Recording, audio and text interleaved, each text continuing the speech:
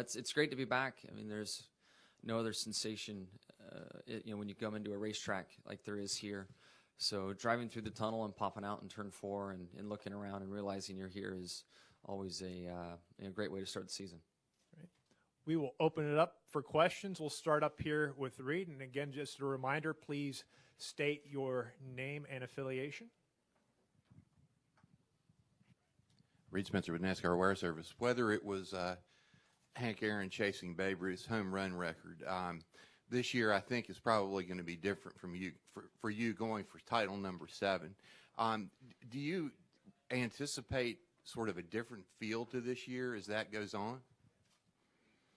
I haven't put much thought into it, but if the opportunity is there in front of us and we get deep in the chase and have a shot at it, that reality it's gonna be hard to keep that out of my mind, and I'm sure the questions that would come with it as well wouldn't let me let it slide by. But amazing opportunity to have ahead of myself. To have 6 championships is something I'm extremely proud of, and if I was able to tie it, I don't know what it would mean or what that experience would exactly feel like, but to be up there with those 2 legends would be top of the list. Pretty cool. Go next here to Ben. Jimmy, Ben White with the Lexington Dispatch right here. Just if you could give me, I'm doing a piece on turning points in drivers' careers. In other words, when you were maybe felt like you were discovered or something that happened in your career that got you noticed. What would you say that could be possibly for you? Gosh, there's so many of them. I mean, the first one would be when I was 15. There's a man named Jeff Bennett who owned a pet food company that had 5 little buggies that raced in the Mickey Thompson Stadium Series. One of his drivers left to be the backup driver for Cal Wells Toyota racing team that they had in the Truck Series. And when he left mid-season, it left an opening for somebody to come in, and through my dad's persistence and some sponsorship help, was able to get that seat and got going. The next opportunity was one key race in Los Angeles at the Los Angeles Coliseum, where I had a stellar night, and the head of the GM race shop at the time, Herb Fisher, was there watching. And he sat in the grandstands, watched every event all night long, spotted me through qualifying, my heat race victory, and then the main. And that interaction later led to my chance to be a test driver for Chevrolet as they developed a new stadium truck, and led to my job there and being part of Chevrolet family at that point. And then when things really got serious, I would say, and led towards the asphalt path, was when I met the Herzogs. And I was doing pit road reporting for Chevrolet. They helped me with the opportunity, but I was doing pit road reporting in an off-road series in the Midwest and met the Herzogs there. And that really got me going into the asphalt world, although it was maybe 5 years later before I ever was on the asphalt in ASA, but that really led to that opportunity. And until then, I felt like IndyCar was the path for a off-road racer and a West Coast racer. And stock cars, I liked them. I just wasn't around them, and it didn't seem like where my opportunities would lead me. So getting associated with the Herzogs and them being a team that Chevrolet wanted to groom, and then me being a driver that they wanted to groom, it worked out and got us to ASA and then nationwide. Yep. We'll go to Bob, and then to Dustin, and then over to Alan. Bob Hockrus, Sporting News. Do you have any idea how much testing you'll do between now and the start of the season as far as the non-cup or non-plate package? And do you have any idea what you feel like the new rules, how they will impact how you drive the car? We have one test date set right now for a non-plate track, but I was in the shop yesterday, and we're not exactly sure where the rules are just yet. So it's tough to complete the cars and go test and know what you're going to have, because we're still waiting for the rule book to be finalized for the intermediate package. But as soon as that stuff is nailed down, we'll go to the track at least once, and I would assume probably twice before we unload in Phoenix. It would be a realistic goal at this point, with needing to build equipment and get everything up to spec and ready to race. Dustin Long, Motor Racing Network.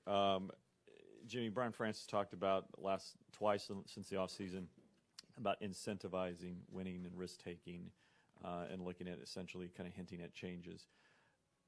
what are things that could be done? I mean, you know, obviously at the end of the day, if you win, you're going to win the championship. It's about the wins. Does it need to be more about make winning more valuable, helping later in the pack? Are there certain things to do? And does it bother you when people think that you guys need more incentive to go for the front? Yeah, I think from being in the car, it doesn't change the driver's mindsets much. I mean, it might take someone from, you know, roughing someone up to dumping them. I mean, it might bring that in, and maybe that's the excitement that some have in mind, that's the fix or would be more entertaining. But I think it's just more perception in some respects, in looking at it and putting more weight on winning, because it's not going to change what I do in there. I mean, I'm trying to get every point I can and win every race I can. So I don't see a big impact there, but if it changes perception and it pulls it in the right direction, awesome. If it gives us great storylines to talk about and write about, awesome. There's no downside in that. But I think kind of the big picture looking forward is format changes, and qualifying is going to be far different than anything we've ever seen. And I think that's where the magic lies, is in format changes. I thought I knew it, and then yesterday Chad brought me up to speed on something different. So, and the last format I heard was at the town hall meeting we had, and then I disconnected and was brought up to speed yesterday, and it's way different, and certainly build a lot of excitement. Be tough to figure out, and the great thing is Chad and I were discussing, there's opportunities within that to get it right and get a bunch of polls. Go next to Alan, and then over to Reed, and then we'll finish up here with Ben. Alan Cavano, NASCAR.com. Jimmie, when you're a champion, especially defending champion, how do you improve? What do you guys look at in the offseason? What do you look at in yourself to be better than you already are, six-time champion? Well, things always change, you know, with rules, tires, formats. You know, we always look at ourselves as our individual members of the team and what we can do better at. And last year, let a lot of races slip away during the regular season that I shouldn't have. So that's an area that I got to focus on for whatever reason. If it's procedures during a restart, or, you know, just not closing at the end, I let some slip away that I need to correct. But, you know, we'll all look at our individual areas, and then this year there's a lot of change to at least until the green flag drops come race time, and that'll keep us all real busy for, you know, at least until the halfway point of the season, trying to grasp what the car wants with the new rules package and then the format for qualifying. Go over here to Reed, and then we'll finish up over here with Ben. Reed Spencer, NASCAR Wear Service. I wanted to follow up on something you said earlier. Conventional wisdom is that you're one of the best guys in the garage in terms of giving feedback, interpreting what the car is doing. How much did your days as a Chevy test driver sort of ingrain that mindset and help you develop that ability? You know, those days really did, and I feel like being the B driver through my Chevrolet days and watching Rick Johnson in the stadium truck and Larry Ragland in the desert truck, coming through the nationwide ranks, and actually I go through ASA and watching Gary Santamont, who worked with me there. Nationwide, I had a variety of friends in the garage area that helped me. You know, I could spot that early, that communication was key.